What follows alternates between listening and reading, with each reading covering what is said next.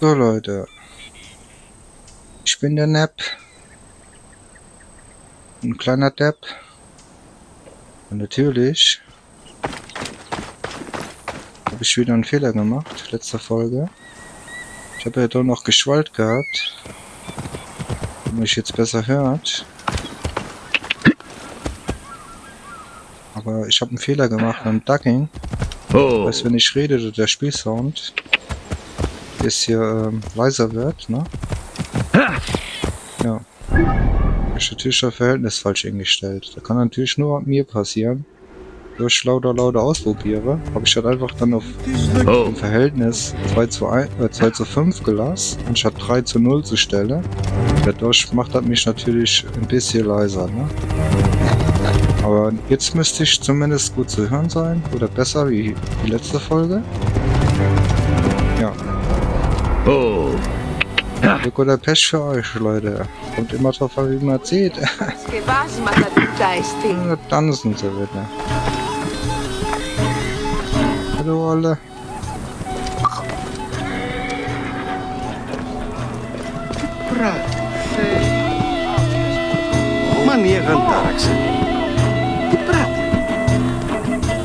Abgehen, ey. Schon alle bekifft oder so.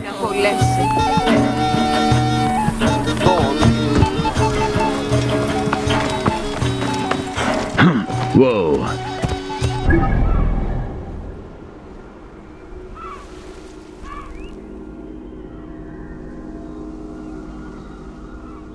Ach, das ist noch Fragezeichen.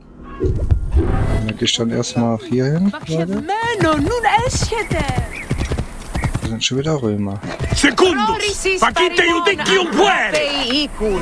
kann euch nicht leiden. Ich werde sofort sterben, wenn ich euch sehe.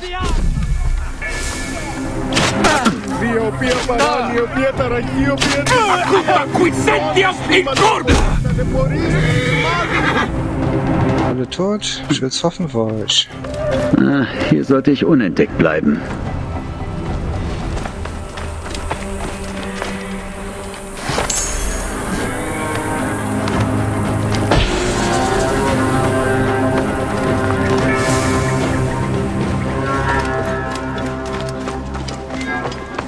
Heresias شديد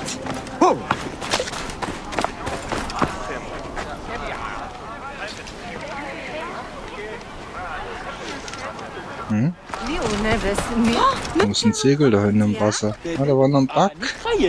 Oh, wie schön das Wasser ist hier. Oh. Ich würde schön jetzt hier hinsetzen und dann... Ach ja.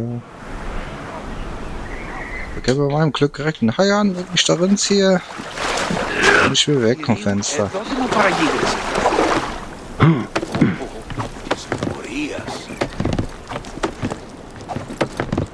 Ich will einmal mehr schwimmen, Leute. Einmal.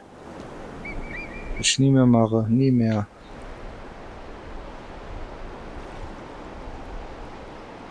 Ich ein Schisser bin. Schissgruppe. Das Problem ist ja... Was würdet ihr machen? Wird die Wahl. Ein Löwe?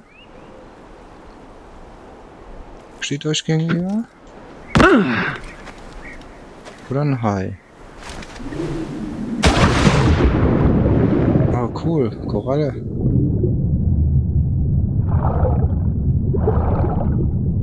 Ja, Leute. Hattet ihr eher eine Chance? Im Wasser, wo ihr euch kaum bewegen könnt. Und der Hai greift euch an. Ich rede jetzt von so einem großer, keine kleine. Oder halt ein Löwe, der euch gerade angreifen will. Beides doof, gell? In beiden Fällen wird man sterben, aber... Das wäre euch dann lieber.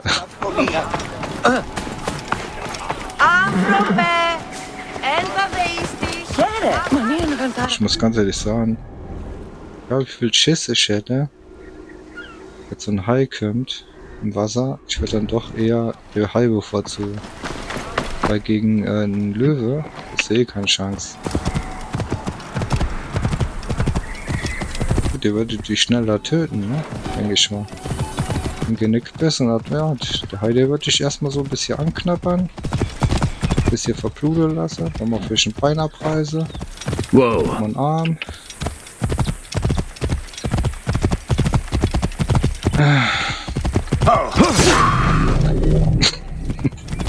Muss es sein. Ich habe nur mit meinem Schwert guten Tag gesagt.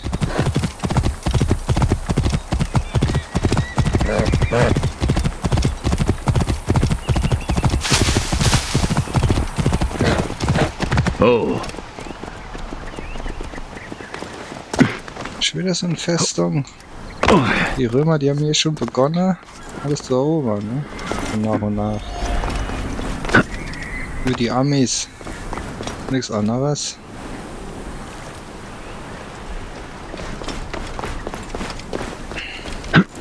Ja, im Prinzip sind die genauso, die Amis. Die Römer damals. Wir wollen euch doch nur Kultur bringen, wir wollen nur das machen, wollen nur dies machen, in Wirklichkeit. Und voll die Unterdrücker. Also nicht die Amerikaner selbst, aber diese Regierung halt.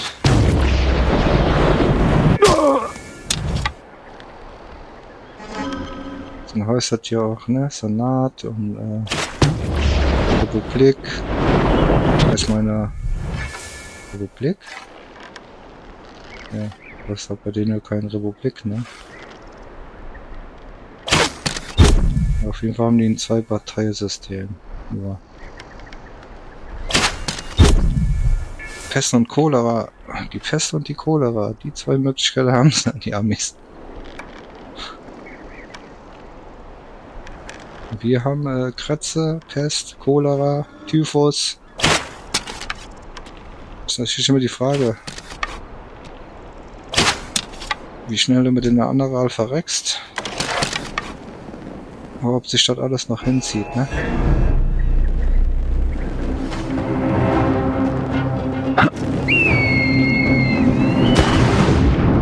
Ich wusste es, dass ich hier reinspringen kann. Schönes klares Wasser. Das ist nicht so wie hier in Ägypten, da Dreckswasser. Und ist Meerwasser.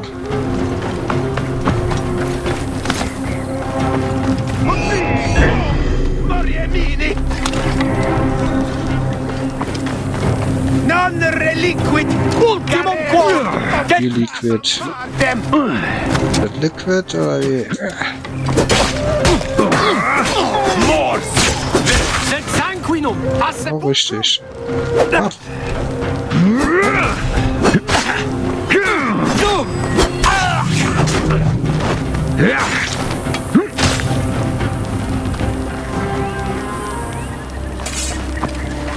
Ah. Freigelaufen.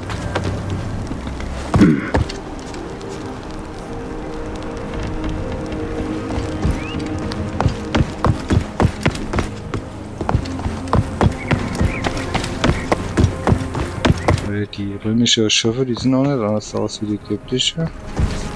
Hätten sie vielleicht ein bisschen Variation machen können. Die haben sich schon Unterschiede, ne? Ubisoft.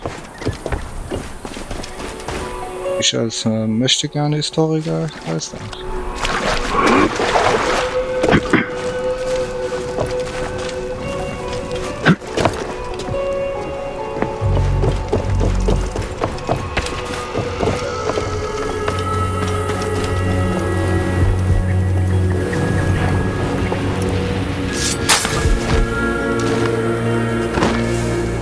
Theatralisch.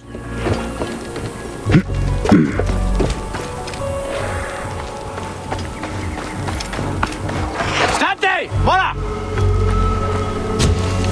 Nollite ivi! Ego stenda tibidolor!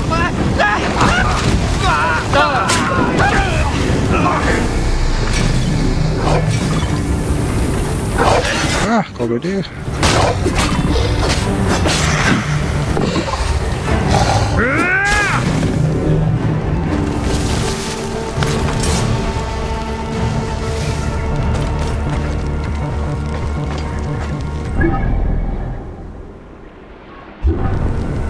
Ist immer noch ein Schatz offen hier. Dahinter. Chef oder wie?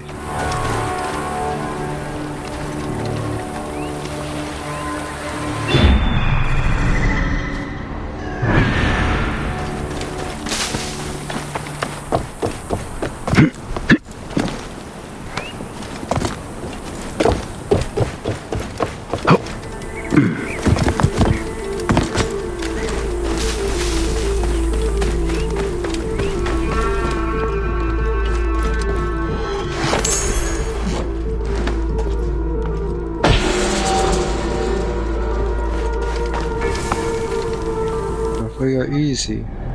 Easy. Ach, der Junge interessiert nicht. Ich werde nicht meine Zeit an dir verschwenden.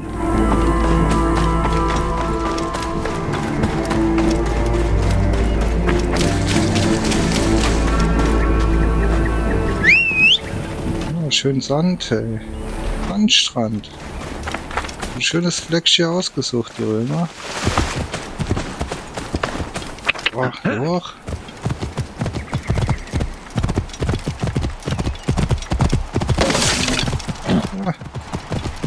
Ja, ich habe ja ganz am Anfang von der Serie hier, also von dem Wow. schöner Bach. Ja. Wunderschön. In der Serie habe ich gesagt, ich schätze mich nicht und kann sein, dass es jetzt ein bisschen rüberkommt. Dass ich extra schnell mache und so, ne, naja. Mache ich nicht. Ich habe da jetzt trotzdem noch keine Eile, das schnell durchzuzocken, obwohl ich natürlich noch die anderen Spiele will. Hey, Problem ist, es gibt so viele gute Spiele, Leute. du bist am Ende. Und wenn man sich so lange aufhält, ist das ja auch doof für die Leute, Reiß dir die Eingeweide. die Zuschauer, ne? Und dann nicht viel passiert. Ich kann mal eine Tete Schiss angucken, ja.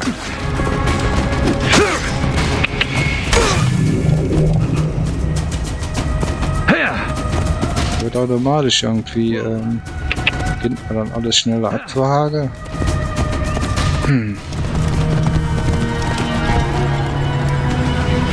Ich mach mal gerade bei mir am Kopfhörer der Sound ein bisschen leiser. Ich besser meine Stimme kontrollieren kann beim Sprechen. Ach ja, wimmelt ja von euch hier.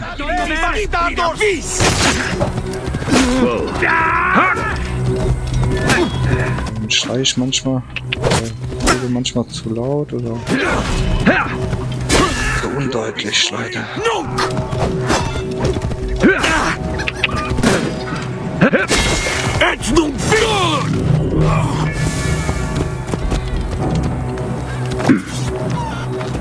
Aber jetzt mal ohne Quatsch den Hilfersuch zu verbuddeln. Und die jetzt bei Valhalla, nicht Valhalla, bei Odyssey, das jetzt nachgepatcht, dass da Schilde drin sind. Weil, das ist, verstehe ich nicht, wenn manche Leute das kritisieren, ne? Und, oh, ist ja aber ein Matsch, ey. Ekelhaft. Und die da nicht auf die Fans hören, ne? Oui, diese Mysonos Das ist ja für die null Probleme, sowas nachzupatchen oder so. Gerade mal so 20 oder 30 Schilder darin zu bauen, so ein Spiel nachträglich, ist ja ein Klacks. Auch für brauchst du einen Mitarbeiter für vielleicht eine Woche für. Und dazu Designer. Und lass es dann noch eine Woche sind, um das alles inzubauen. Ja.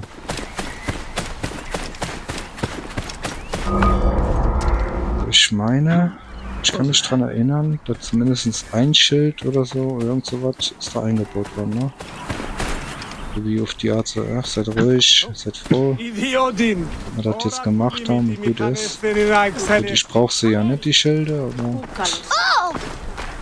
auch sowas nicht. Kann man drauf verzichten. Aber von der Historie her, ne? Ist das schon, sagen wir mal so, ziemlich falsch von denen, dass die da gar keine Schilder hingebaut haben. Gerade bei der Grieche, ne? Hauptsächlich mit Phalanxe und wie wir so historisch gemacht haben, ne? doch zu Recht kritisiert wurde. Allein schon von der Historie her, ne?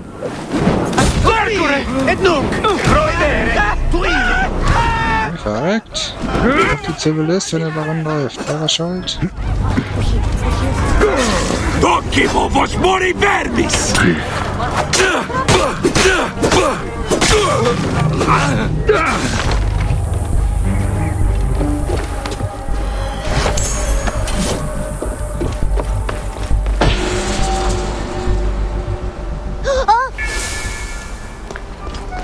Da muss da irgendwas sein.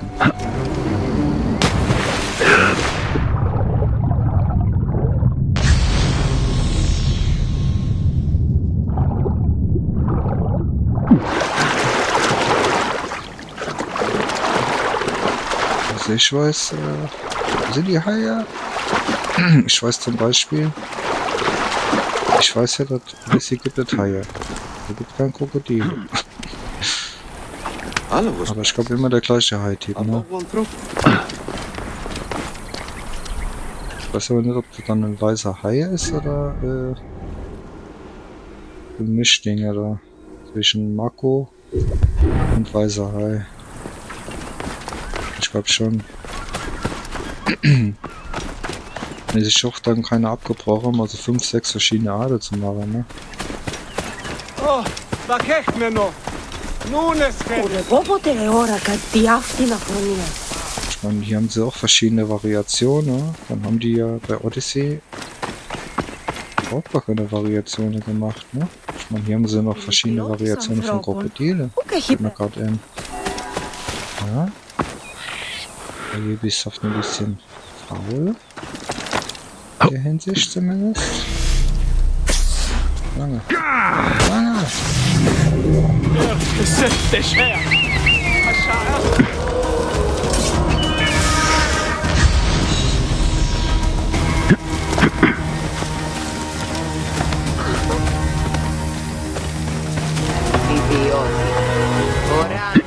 bin nur beleidigt von denen. Du Bauer! Ja, das sind ganz viele Schlangen. Sind das so viele Schlangen? Oh, die ganze Schlange, hey. Aufgereiht.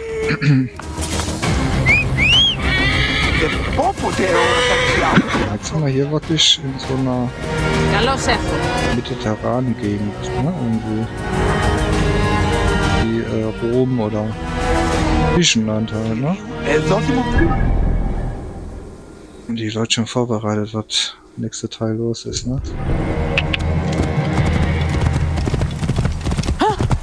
Ich sag mal so, nächste Teil, also hier in Origins ist ja viel mit Griechen. Gibt da Griechen bemischt und so. Jetzt sind es doch alles Griechen. Warum haben die dann, oder Römer? Ich glaube aber eher Griechen. Die reden nämlich kein Römisch oder Italienisch. Da haben die sich gedacht, oh ja, machen wir, hey. Odysseus-mäßig. Da hätten die aber dann beim nächsten Teil meine verdammt römische Rom und so was Germane-Zeit bringen können, Mensch. Wenn die da dann, wenn 4 Grieche hier sind auch Römer.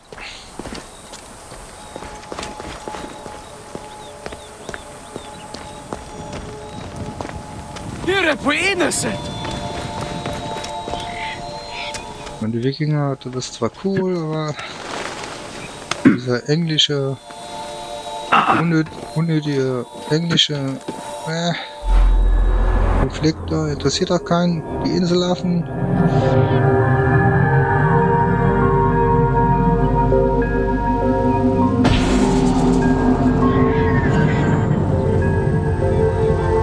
Hätte man so viel mehr machen können, so die Sachsen und die Völkerwanderung und der ganze Mist da.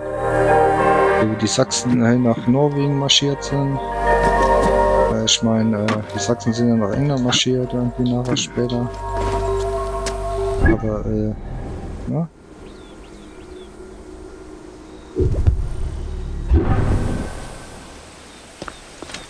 Jetzt auch richtig schön cool, vielleicht dann als Hilfstruppe oder als Legionär in der Legion. Ich mit Massenschlachten und richtige Feldzüge. Tabu. So Total War mäßig so ein bisschen. Nur mit Story und alles.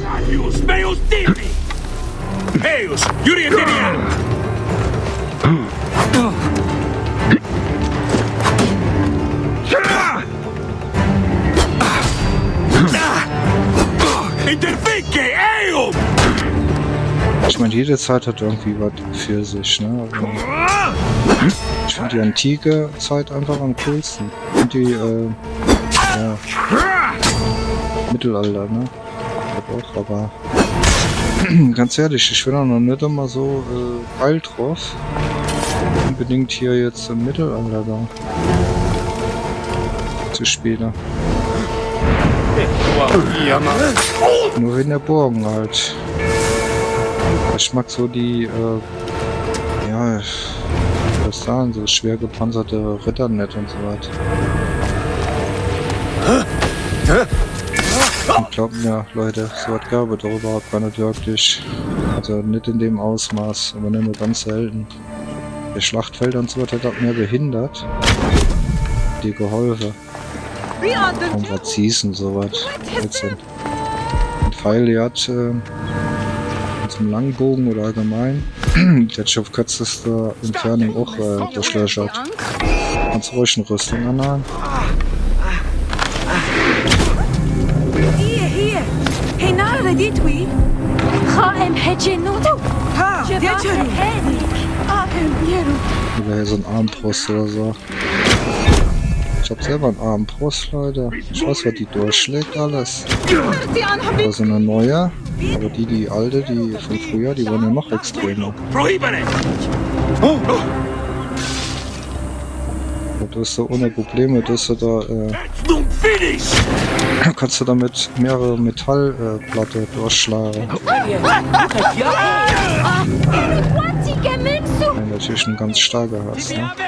Die verschiedene. So eine dünne Rüstung da. Einzige, was vielleicht bei der Rüstung vorteilhaft war, war diese Rundung.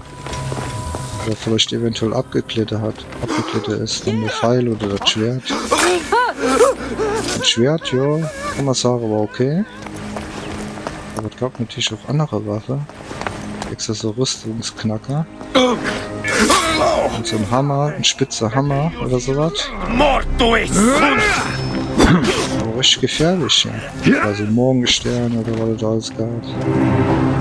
Und Rüstungen. Dass das dann natürlich mit umgehen können, klar, ne? Aber Leute, die speziell so Waffe geführt haben im Gefecht. Zum Beispiel Bogenschützen oder so. Die haben jeden Tag gehebt. Und die konnten mir das auch ausschießen, wenn sie gewollt hätten. Oder in der Germane-Zeit auch diese Steinschleuderer mit den Schleuderkleinen. Einmal in den Kopf gekriegt, warst du weg. So.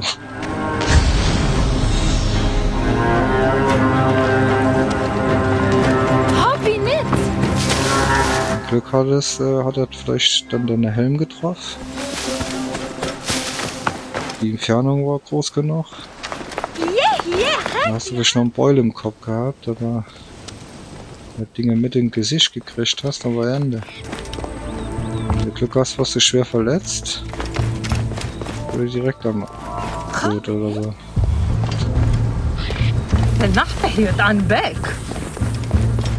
Aber was heißt Glück, schwer verletzt? Ich lieber direkt tot gewesen. Besser.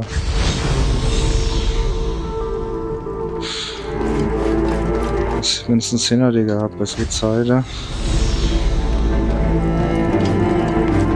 Und da gab es natürlich auch noch einen Unterschied zwischen Berufssoldaten oder Berufsleute, Söldner. Oder halt, ne, die Wehrpflichtigen, ne, wie heutzutage. Also, du kannst dir ausrechnen, wer besser motivierter gekämpft hat und mehr Ahnung gehabt hat. Ich selber war ja damals auch in der Wehrausbildung. Ich kann euch sagen, Leute, das wüsste ich jetzt noch alles. Oder ich könnte das noch umsetzen. Und gut, ich würde das mit Sicherheit noch können und umsetzen können, aber Was für eine Qualität hätte ich denn da? Gar keine. Ein richtiger Berufssoldat. Oder gegen einen, der schon im Krieg ist oder so. Aber du bist ist nur Kanonenfutter. Was bist du nicht? Kugelfein. Ich sage, die Leute, die einen in der Krieg schicken, weil die sollen erstmal ihr Kinder und alles schicken.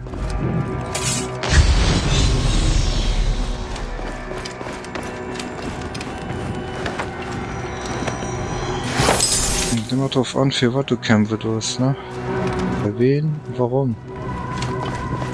Bei der Dreck heutzutage hier in der Politik oder so in der Welt abgeht, mit Sicherheit nicht. Da würde ich eher da meine 5 Sachen packen und meiner Kinder und meiner Family eigentlich abhauen. Aber scheiß auf das Land. Bringt mir ja sowieso jetzt nichts, ne? Wenn ich mich da heizen lassen wird. Aber wie gesagt, kommt immer drauf an, wenn es natürlich angegriffen wird ohne Grund. Und die Leute, die wollen einfach den Land erobern, weil sie das Land wollen. Aus welchen Gründen auch immer. Warum? Wenn du da noch nichts provoziert hast, ist das was anderes. Dann verteidigt man sein Land ja auch, ne? Aber man kann ja mit 100%iger Sicherheit davon ausgehen, wenn die heutzutage sagen, ja, die haben uns angegriffen, dann sind die auch dran schuld.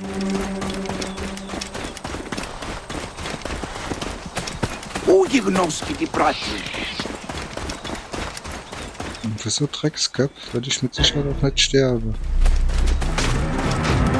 Das ist der größte Abschaum und der letzte Dreck, der es überhaupt gibt auf der Welt. Also, ne? Ihr wisst, wovon ich rede, von so Leuten, ne? Das sind eigentlich Schmarotzer vor dem Herrn. Die sind schlimmer wie alle anderen. Deine Zeit ist gekommen!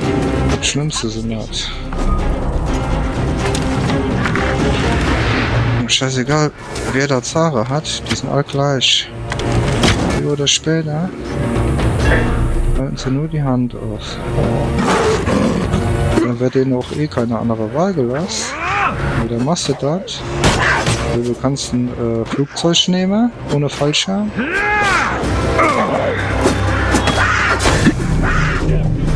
Oder du bist weg vom Fenster generell aus der Politik.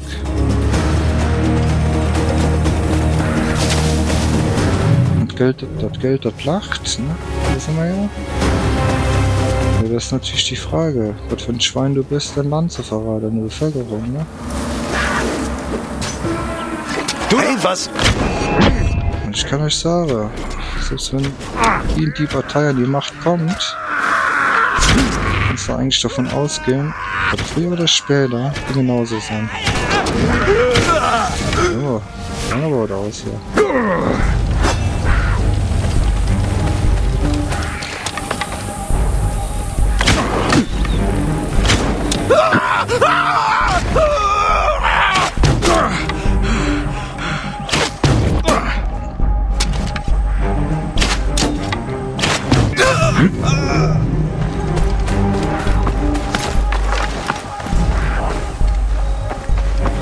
Die Wachen hier sind sehr aufmerksam.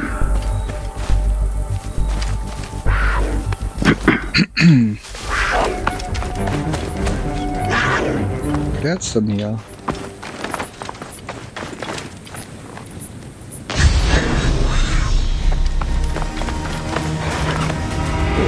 Ah.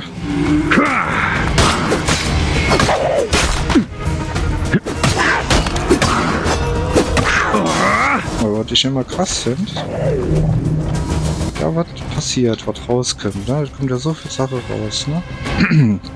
Epstein und. Sag ich ja nur, ne?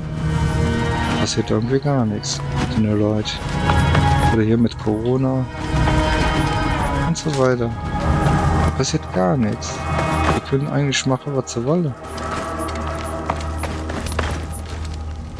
Die scheißen auch auf die Leute, komplett. Interessiert die das sowieso nicht. Und die Medien sind eh alle gekauft. Und aber eh immer schon für die Obrigkeit. Da kannst du auch gar nichts erfahren. Der ist doch nix. Hier mal nichts, was eine weiterbringt.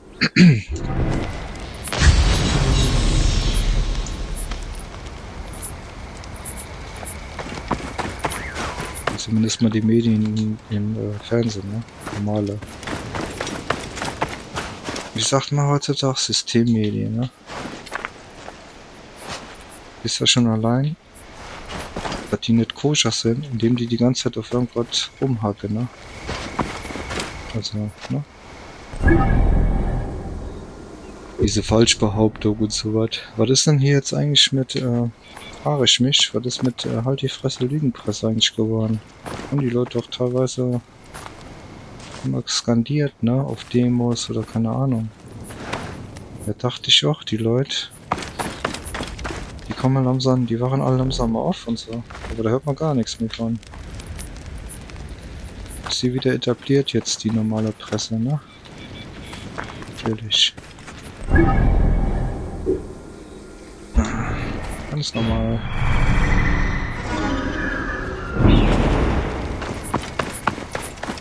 Muss noch genug Zeit vergehen, ne? Hat mir erwähnt und dann, jetzt hier mit der WM, bin ich auch mal gespannt. Bin ich mal gespannt mit der WM. Mich damals wirklich aufgeregt hat. Gut, ich bin ein neutraler Mensch. Mir ist das egal, wenn einer sexuell mache, kann was er will, ist mir egal. Sollte nur, was die meisten hier immer machen, das macht ja auch die Öffentlichkeit. Wenn die Leute auf der Auge binden und wenn man nicht dafür ist, bist du halt dagegen. Ich meine, wenn du nichts sagst, meine ich. Wenn du ganz neutral bist, wenn ich einer frage, wird, ey, was hältst du denn davon? Wie stehst du denn dazu? Und du sagst, ich habe keine Meinung dazu, ich sag gar nichts. Bestimmt ist jeder nett. Ja, findest du das gut oder schlecht oder wie? Ja? Du hast einfach keine Meinung dazu. Ich misch mich in sowas nicht ein. Die Welt ist so krank, mich interessiert das alles überhaupt nicht. Kann jeder machen, was er will. So bin ich eingestellt. Ich verurteile das nicht und ich finde das auch nicht gut. Das interessiert mich einfach nicht. Und so ist das doch richtig, das ist eine gesunde Einstellung.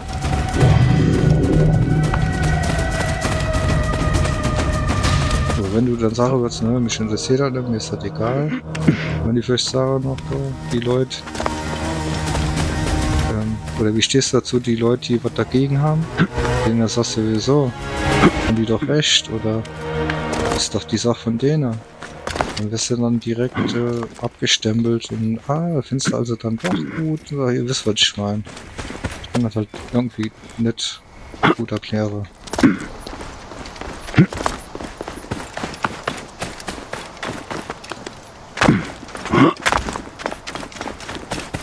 Ich kenne ja auch so Leute, also, ne, gibt ja mittlerweile überall, wie irgendwie für mich, ich rede jetzt nur für mich, ne, für mich ist das wie so eine Krankheit, das ist einfach so meine persönliche Einstellung. Ich finde das nicht normal, sagen wir mal das so, auch hier mit dem Transgender und dem,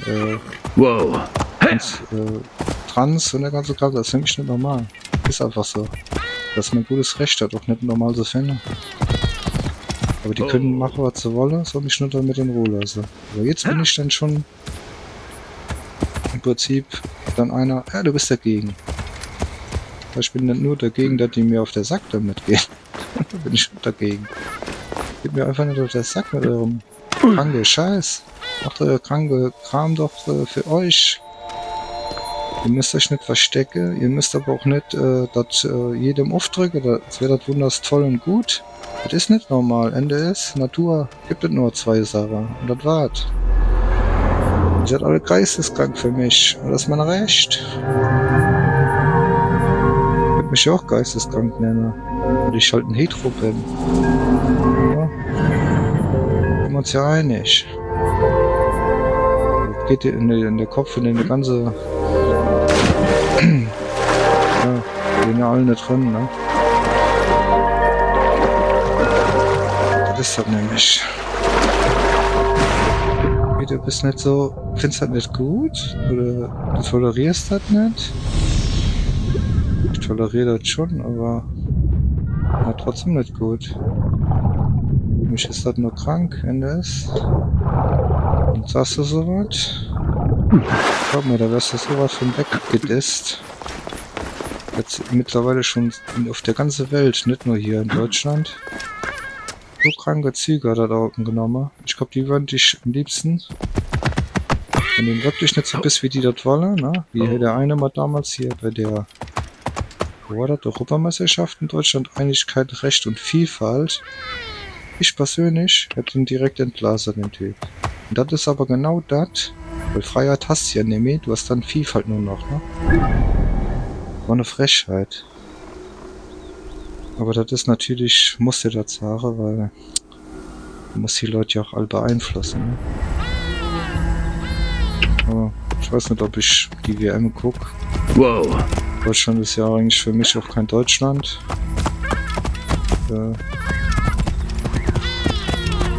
Hat alles nämlich viel mit Deutschland zu tun, was da so abgeht. Oh. Tja. Ist mir auch scheißegal.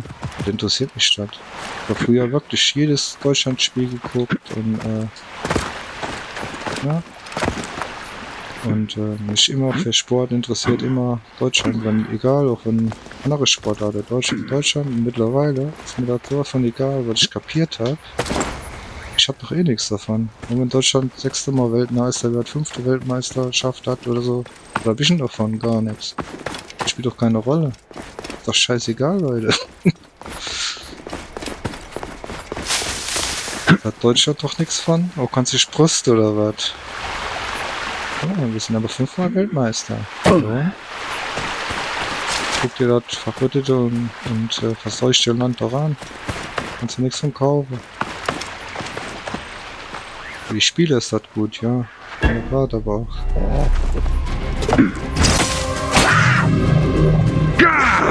Ich weiß auch nicht, warum die Leute also fanatisch sind nach irgendwelchen Sportarten und so. Ich war auch schon in Stadien, Fußball und so, aber mittlerweile, ich gucke mal keinen Fußball mehr an, gar nichts mehr. Diese ganze Mediengedöns da, alles was im Fernsehen kommt, interessiert mich gar nicht mehr. Hey. Wie viele Fische sind das hier? Tut ihr mich hier verachten oder was? Ich dachte, das ist alles Zeitverschwendung. Das ist auch Zeitverschwendung. Computerspiel, wenn es dazu ist, ist eigentlich auch Zeitverschwendung. Aber ganz ehrlich, wie willst du dann mit deiner Zeit im Leben anfangen? Du kannst doch nicht nur arbeiten gehen. Jetzt zwar der Staat gern, wie gesagt die Politiker. Die Politiker sind nicht der Staat. Das sind Speicherlecker und Schmarotzer.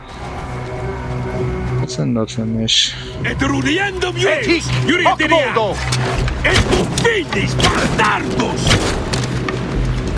Weißt du, sind so dumm wie Stroh, ey. Haben ja nur an die Politik, an die Ämter, weil die Connections haben. Ne? Oder weil die halt das umsetzen, was denen vorgegeben wird. Ne? Aber eigenständig sind wir alle nicht. Egal welche Partei, interessiert nicht. Das Beste wäre immer noch, gar keine Partei wähle. Wie gesagt, deine Stimme verbrenne ich nicht. Da gibt meine Stimme nicht mehr ab. Irgendwas, was sowieso mich im Leben nicht weiterbringt.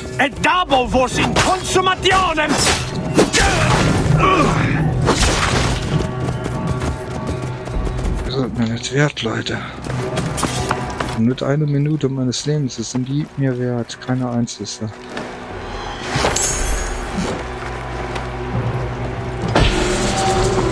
Als ob ich mich da irgendwo meine Zeit verschwende, in ein Wahllokal zu gehen oder Briefwahl zu machen.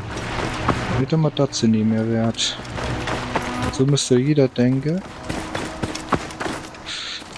So müsste eigentlich jeder denken und die dürften vor allem auch keine Steuergelder mehr kriegen. In dem Maße, ne? Und dann könnten sie auch nicht mehr das machen mit den Leuten. Die also verarsche. Wie gesagt, ich rede nur von meiner persönlichen Meinung. Ich lasse mich doch von keinem YouTuber oder sonst was beeinflussen. Sind auch nur alles, die wollen auch nur Geld verdienen, übertreiben oder ist auch nicht immer alles wahr, was die da erzählen, egal wer das ist. Her!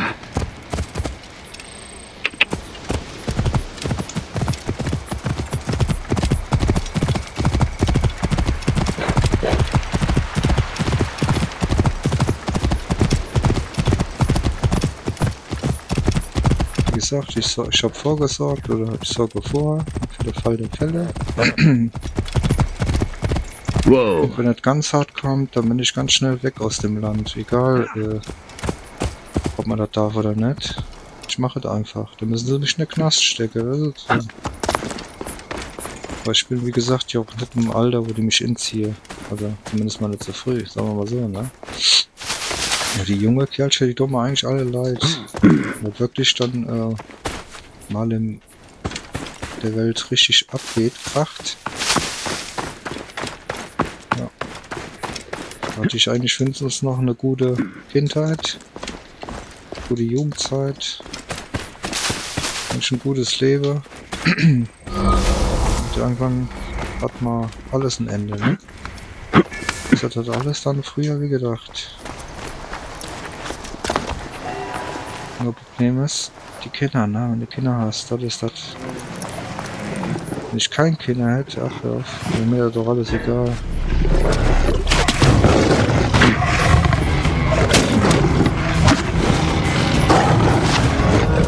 Mann ey, Löwen! Löwen! So, mache was zur Wolle.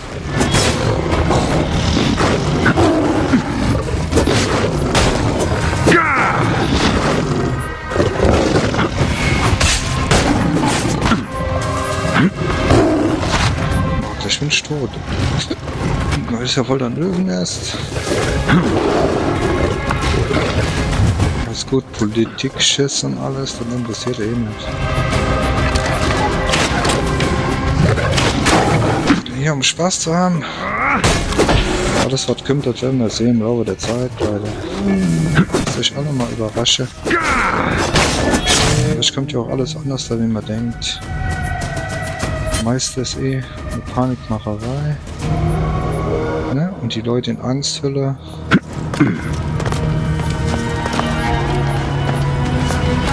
Hast du immer Leute, die Angst haben, hast du immer bessere Sklaven, wie Leute, die eigenständig, selbstständig denken. Ich denke, könnt mich mal, ich mach gar nicht, was ihr wollt.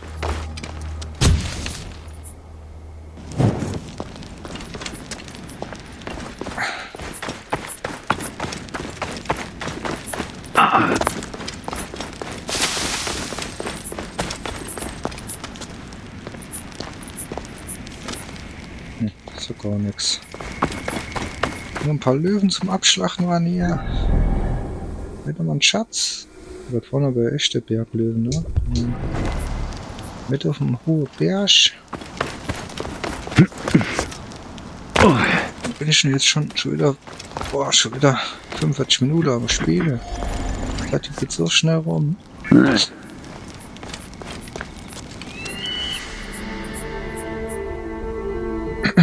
Ich sag immer, wenn irgendwas Negatives passiert, dann muss man das als Chance sehen.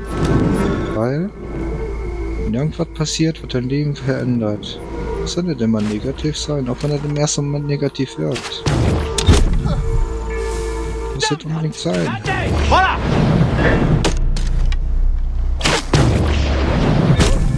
Ja, wenn man aufgibt, das ist dann... Die Faulheit siegt, Leute. Ich bin auch sehr fauler Mensch geworden, muss ich sagen. Aber wenn es drauf ankommt, ich glaube, da kann jeder seine Arsch bewegen und sich anpassen. Und wer nicht kann, ja, der hat ja von vornherein schon verloren. Ne?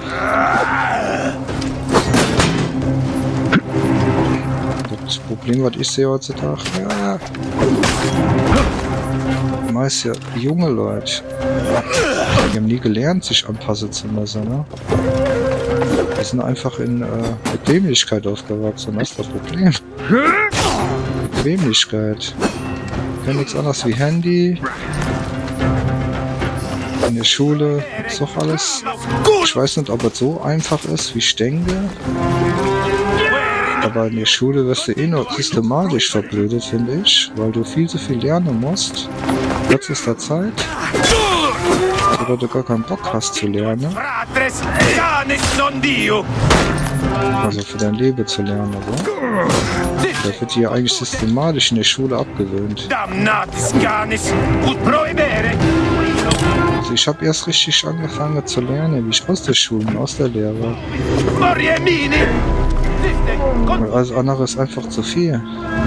Weil jeden Tag lernen muss und andere Aufgabe und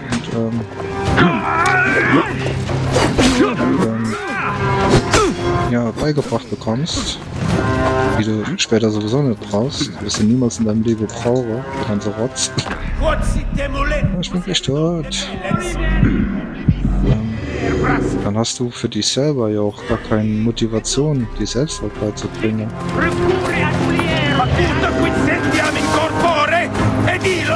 Also zumindest mal in der Zeit, wo du so schulpflichtig schon so bist, ne? Oder Lehrzeiten alles. Und ich finde, dadurch verkümmert dein Verstand. Du lernst zwar Rechenarten und so was, ne? Lesen, Schreiben kannst du ja schon ewig. Müsstest du eigentlich spätestens im 5. Schuljahr richtig können.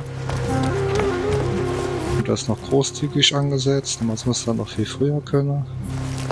Da fängst du an, immer diese Rechenarten mal durchzugehen. Und wenn du nicht gerade kapiert hast, so einigermaßen, kommt schon wieder die nächste Variation. Und damit kommt der Verstand doch gar nicht klar. Und im Prinzip ist das alles für deinen Kopf und für deinen Verstand viel zu anstrengend. Gut, weil das schwer ist, so, weil die Informationen zu viel sind. Und Informationen, die einen nicht interessieren, das ist ja gerade das Schlimme. Ich sage, ich bin einer der besten in Sachen, die mich interessieren. Ich habe mir alles selbst beigebracht, zum Beispiel Geschichte interessiert mich. Natürlich mit der Zeit vergisst du viel. Ich habe mich ja schon ewig damit jetzt nicht mehr beschäftigt, aber damals hatte ich eine Zeit. Da bin ich in die Bibliothek, in die Stadtbibliothek. Hab mir alles mögliche Geschichtsbücher und so was geholt, weil mich das interessiert hat, mit der römischen Geschichte, griechische Geschichte, Germanicus, die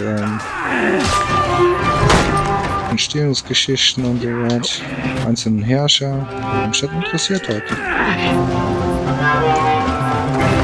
Und dann durst du dich ja im Prinzip, kannst du auch sagen, oh, so trocken und anstrengend und so viel.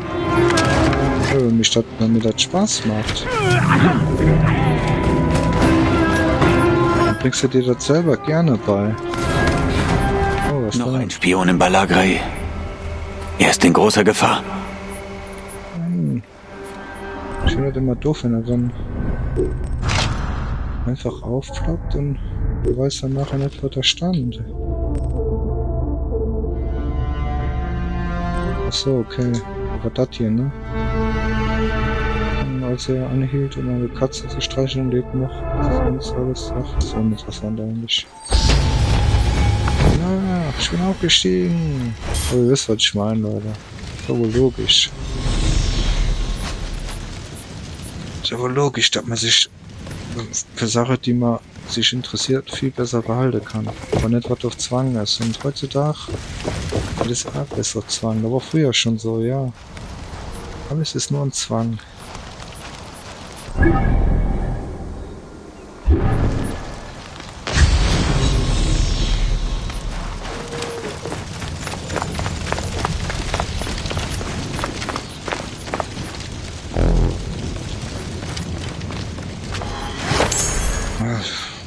Und ich finde, ja, damals muss ich mich auch selber ankreide, also mich selber dann rügen. Von meiner Kinder zum Beispiel. Und ich auch, dass die gut in der Schule sind. Gut, wer will das nicht? Oder ich bin dann auch enttäuscht, wenn die nicht so gut sind. Aber im Grundprinzip gilt eigentlich die Regel, wie ich damals gesagt habe, nur das letzte Abschlusszeugnis muss gut sein. Alles andere ist scheißegal. Hauptsache du kommst weiter, bleibst nicht hocke. Ja? Aber das ist ein, naja, sag mal so.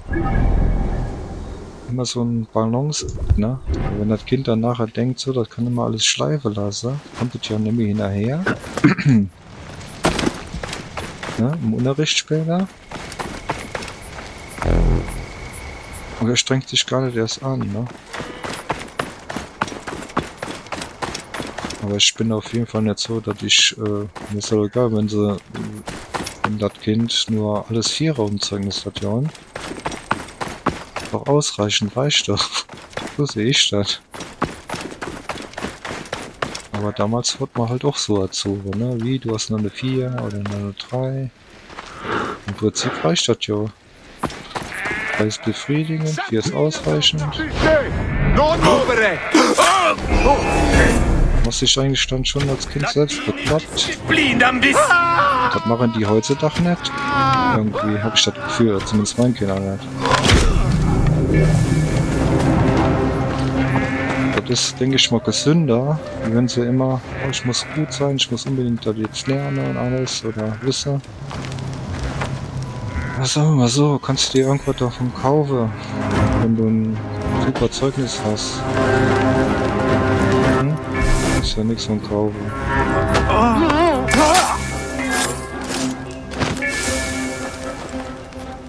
Deswegen, aber ich habe manchmal das Gefühl, die Jugendliche oder die bisschen ältere schon, dass viele sich gar keine Mühe mehr geben wollen. Ich meine, müssen sie wie auch nicht so, ne? Also bei mir zumindest nicht. Aber wenn man dann merkt, dass denen alles scheißegal ist, das ist natürlich dann, ne? Und bei dem heutigen Schulsystem glaube ich, dass die auch irgendwie aufgeben, die Kinder. Dass die gar kein, denen alles egal wird irgendwie. Das liegt natürlich dann auch an den sozialen Medien, ne? Wie Handy die ganze Zeit spiele und ja. Aber andererseits kannst du sagen, ja, was haben wir denn damals gemacht? Bis in die Puppe Trause. Auch nicht so besonders gute Note. Also ich rede jetzt nur von mir. Da gab es aber zum Glück noch kein Handy.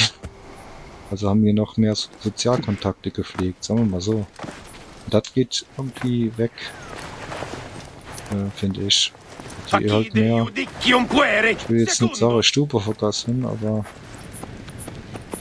weniger zwischenmenschliche Beziehungen, ne? So was halt.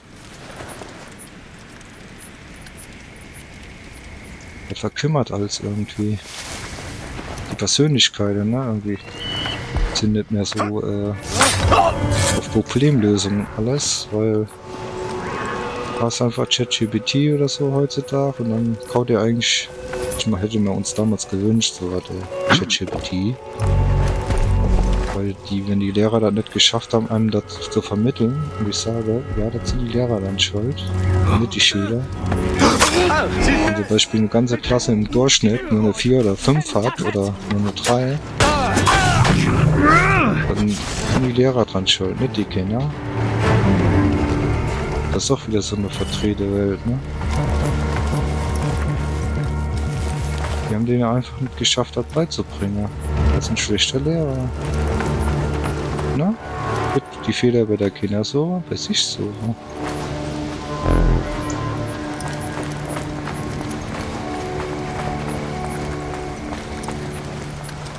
Die Kinder auch keinen Respekt haben und so. Das liegt alles am Lehrer.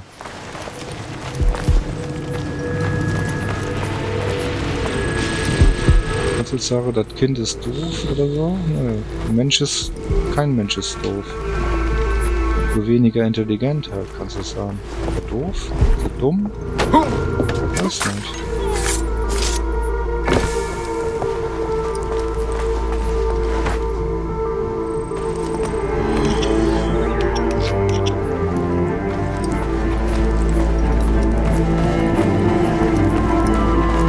Kinder sind zumindest so schlau und wissen, dass die Lehrer halt die Schuldigen sind.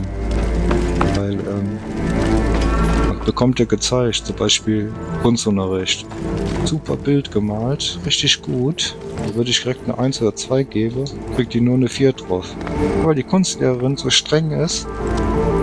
Und ob du damit dann ein Kind motivierst, sorry, also das ist ein schlechter Lehrer einfach nur. Sehr schlecht.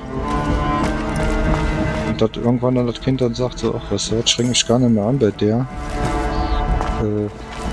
Ich krieg eh immer nur eine 4 oder eine 5 oder so, egal was ich mache. Wieder kann dann der Lehrer das Kind nicht leiden, ja, und das gibt es, mehr als genug. Habe ich selber damals mehr als genug Erfahrungen mitgemacht. Und dann wirst du natürlich demotiviert, das ist doch logisch.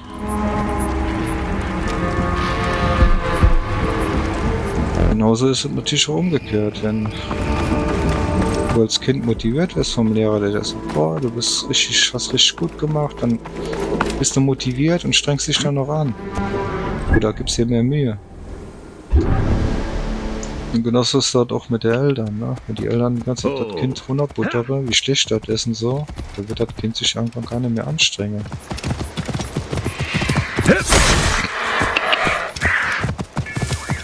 Und ich weiß, wenn mein Kind eine 4 oder eine 5 auf dem Zeugnis hat in Kunst, da weiß ich, woran das liegt, nicht am Kind.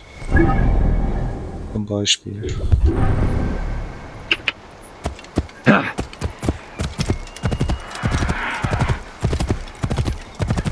Wow. Wie gesagt, man muss aber auch sich damit auch ein bisschen auseinandersetzen als Elternteil. Nicht nur die Note sehen oder nicht nur auf die Lehrer hören, weil das ist Blödsinn. Mir kann der Lehrer alles erzählen. Ich werde ihm niemals glauben, ich werde immer meinem Kind glauben.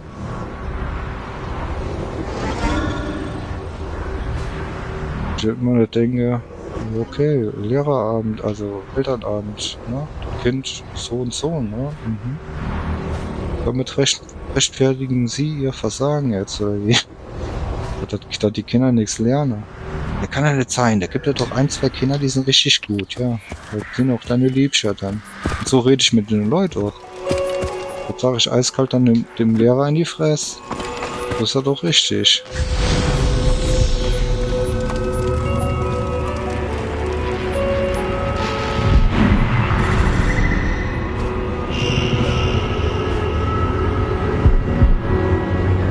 Ist sowieso immer cool, oder natürlich nicht cool, finde ich immer geil.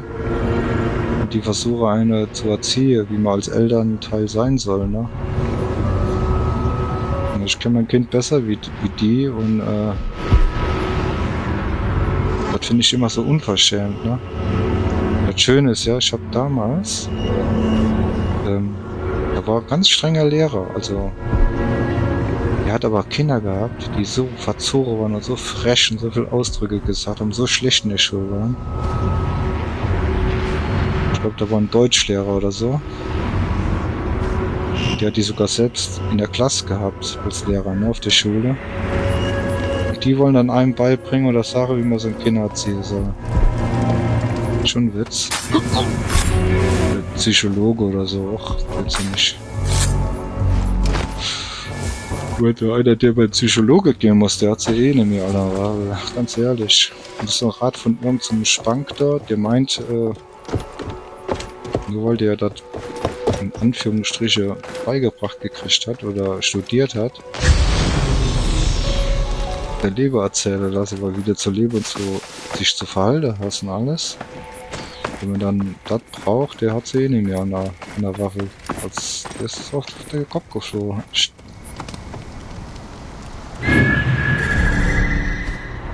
Was höchstens vielleicht ein Psychologe oder ein Beistand, wenn du ja eine Trauer bewältigen musst oder wenn einer gestorben ist oder so. So als wo du dich mal auserzählen kannst. Das würde ich dann noch sagen, okay, dafür ist ein Psychologe ja noch dann gut, als Seelsorger so eine Art. Aber ja, das andere.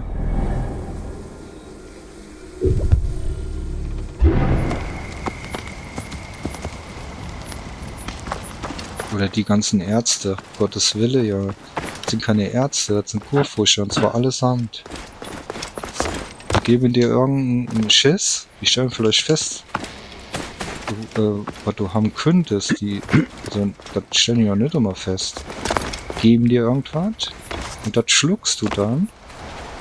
Da müsst ihr jetzt aufhören, besser wird. Aber die Ursache wird nicht erforscht, woran nicht liegt überhaupt. Hey, weil die Pille verkaufen wolle. Alles für die Krankenkassen, so. Das sind für mich alles Kurfuscher, das sind keine Ärzte. Hier die Chirurgen und sowas sind Ärzte, ja, die sind gut. Die dir dein Leben retten, deine Arsch retten auf gut Deutsch. Aber hier so Hausärzte und sowas, das sind alles stimmbar. Kurfuscher. Gibt vielleicht ein paar gute, ja, aber ja.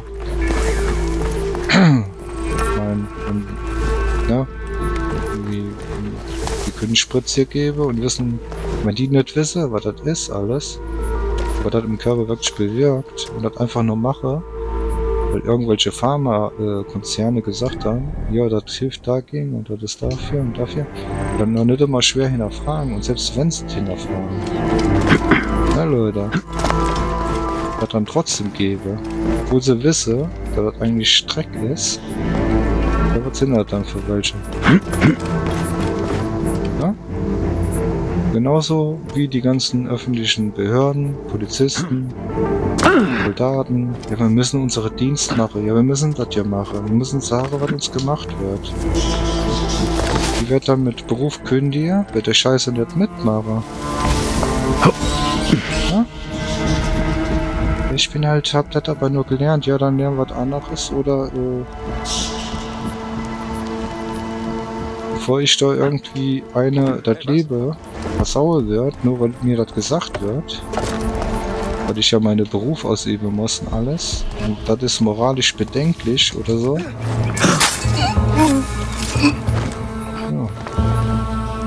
Wer hat denn, die haben alle für mich keine Charakter. Ich glaube nicht, dass die Luft rein ist. So Leute. Wo kommt das her?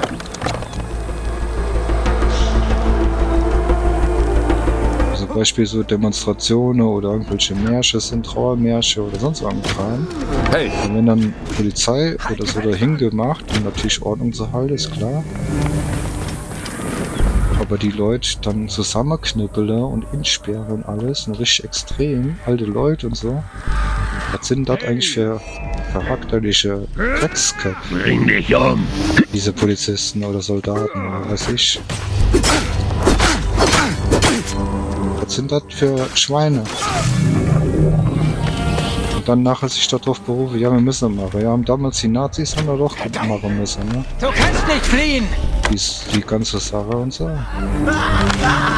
Eine wird auch aufgetragen, oder Soldaten, ne?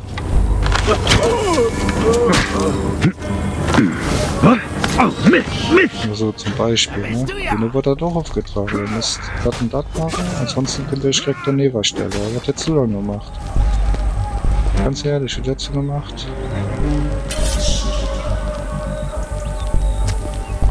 Wird schon übergestellt, gell? Mit Sicherheit nicht. So. Und das ist hier wie in der Bibel. Der eine, der den Splitter erst aus seinem Auge ziehen soll, bevor der sich um andere kümmert. Das ist alles Heuchlersenat. Ich will erst den Splitter aus meinem Auge rausziehen, ist ja wohl logisch.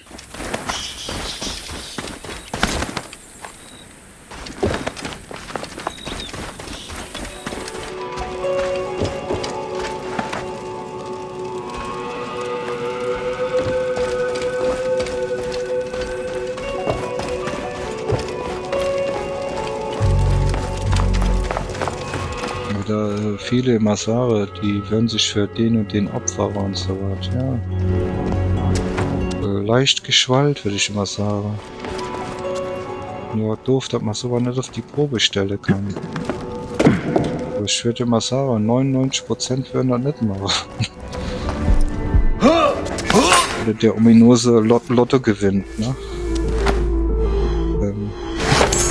Wenn ich Lotto gewinne, dann gebe ich jedem was davon ab. 99% würde das nicht machen.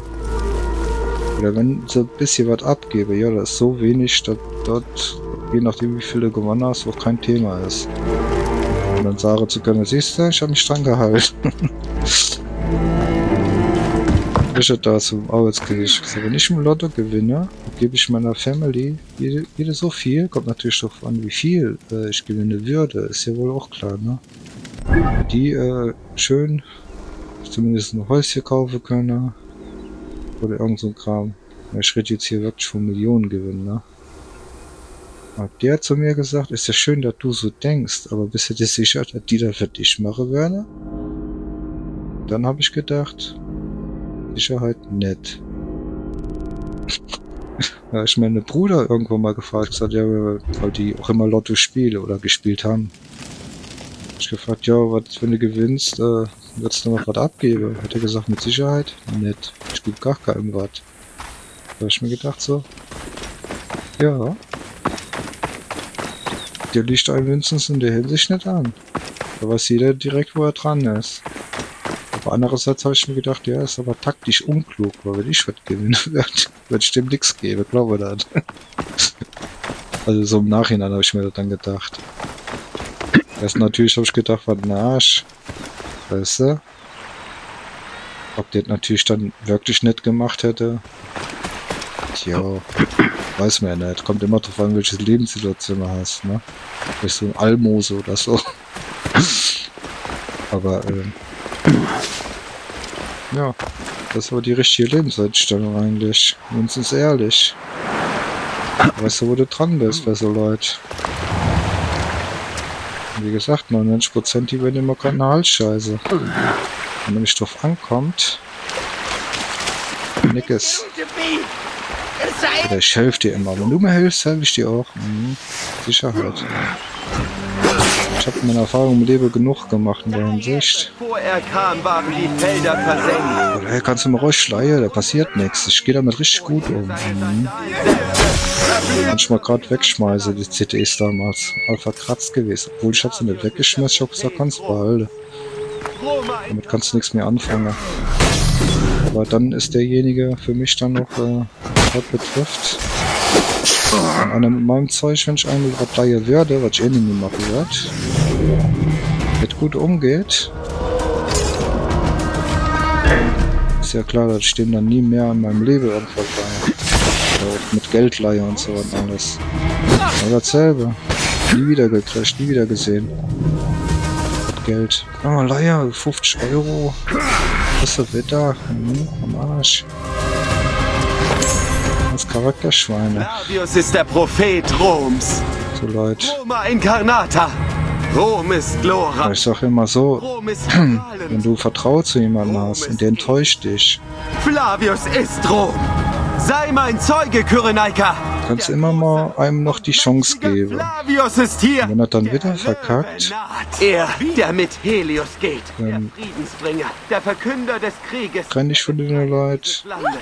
oder Bevor gib er dich nicht mehr kam, ab mit die denen. Felder versenkt. Weil die ziehen ja dann den stöhnen Mammon vor deiner Person, deiner Freundschaft. Erblühte das Da weißt du auch, was die für einen gesamte Land. Charakter haben.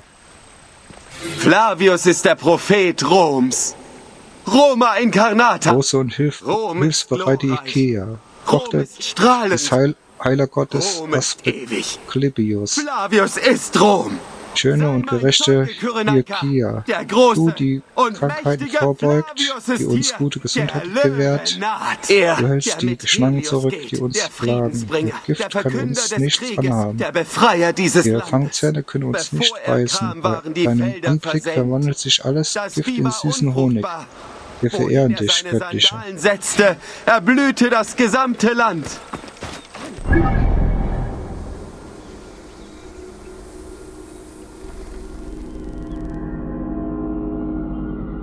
Green Mountains. Grünen Berge. Dann sind wir jetzt schon fast in Shiva, hä?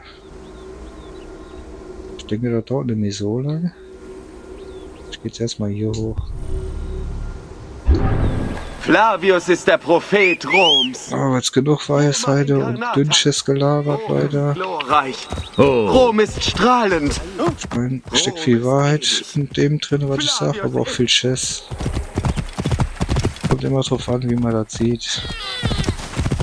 Wer sehen will, ne? Und wie man so charakterlich eingestellt ist. Bei mir ist das egal. Wenn einer das jetzt gut findet, was ich rede oder schlecht redet, kann man dafür nichts kaufen, Leute. Wow. Ha!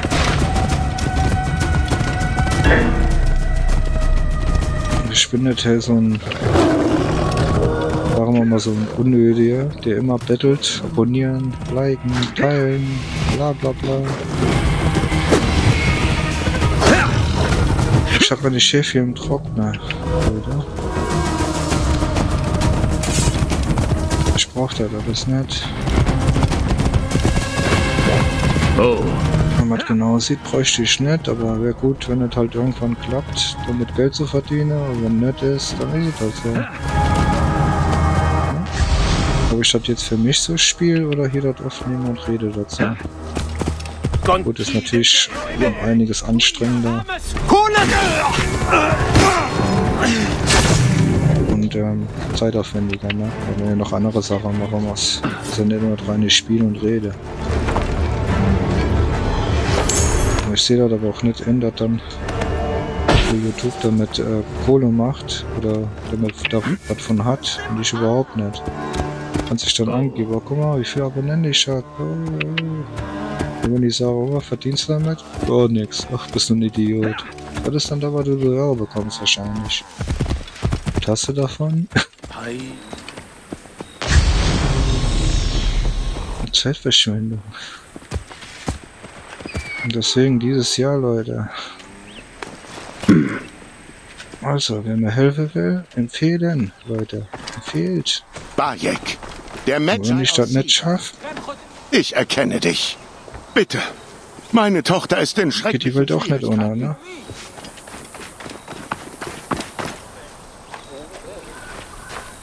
Was hast du mir dann zu sagen? Ibi. Weit weg von Siva, mein Freund. Ja, Magi. Ich konnte nicht dort bleiben nach dem, was passiert ist. Ich weinte für die, die wir zurückließen. Was ist mit deiner Tochter? Apate, oder? Vor ein paar Monaten hat sie einen jungen Griechen kennengelernt, der so ernst und idealistisch war. Er füllte ihr Herz mit Rebellion, hat sie überzeugt, das römische Geschwür herauszuschneiden, das in unserer Welt wächst. Sie wurden gefasst, als sie die Festung attackierten. Apate schritt durch den gleichen Sand wie Chemu. Unsere Vorfahren teilten sich die Wahat. Wo halten die Römer sie gefangen? Auf der Straße nach Kyrene ist ein Ort, wo die schlimmsten Bestrafungen stattfinden. Eine Straße gesäumt mit toten Rebellen. Keine Sorge. Ich bringe die Apate zurück, Ibi.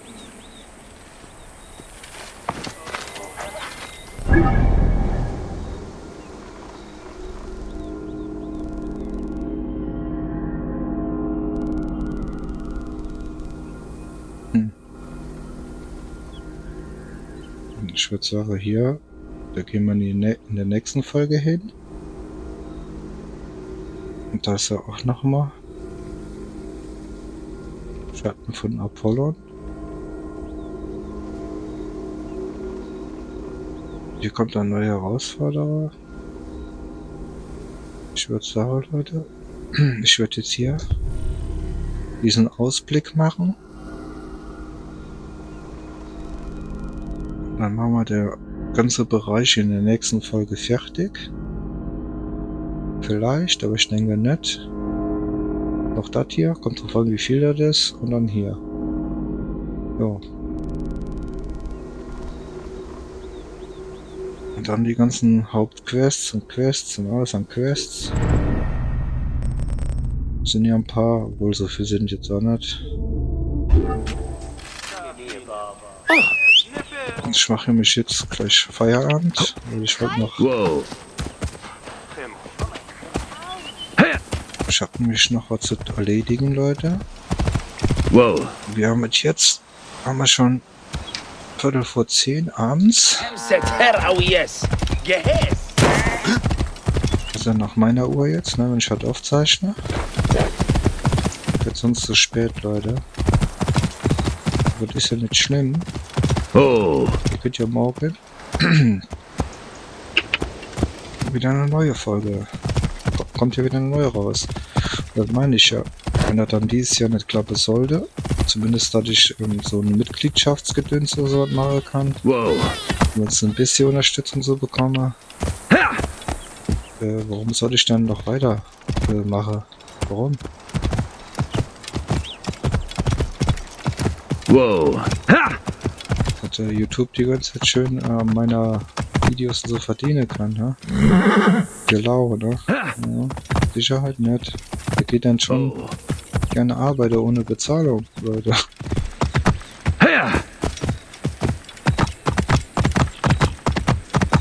Wenn ich dann später nichts davon habe, dann brauche ich mir auch die Mühe nicht zu machen. So sollte eigentlich mittlerweile jeder auf YouTube denken. Also wenn mich dann einer im Nachhinein wegen irgendwelchem Gedöns, wo irgend so ein Mitarbeiter oder Dings so feststellt, demonetarisieren wird, sodass ich gar kein Geld kriege. Und dann noch die Einnahme, die du normalerweise bekommen hättest, zurückgehalten wird. Ne? Je nachdem, ne, was für ein Kanal du hast, wie viel Geld du verdienen würdest. Will ich mal so 20.000 im Monat, ne? Die werden dann zurückgehalten, kriegst du dann gar nicht mehr. Du kriegst überhaupt gar keine Einnahme mehr. Ja, was ist denn da für eine Schweinerei eigentlich? Wow.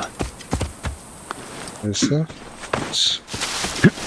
Du bist ja eigentlich wie so gefangen, ne? Denkst du, ja, jetzt verdiene ich die Kohle nämlich. Jetzt muss ich mich umstellen, jetzt muss ich alles nochmal so und so machen und keine Werbung, Einnahme und so ein Kram, Gedöns. Ja, du bist eigentlich wie so ein Gefangener, ne? Ich bin eigentlich mit dir machen, was du wolle. Man soll sich nie wirklich abhängig machen von jemandem. Auch nicht vom Arbeitgeber, ne?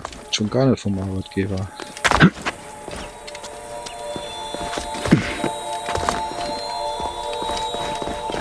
Wenn einer so doof kommt, dann kann der Arbeitgeber sich seine Arbeit sonst wohin stellen. Ne?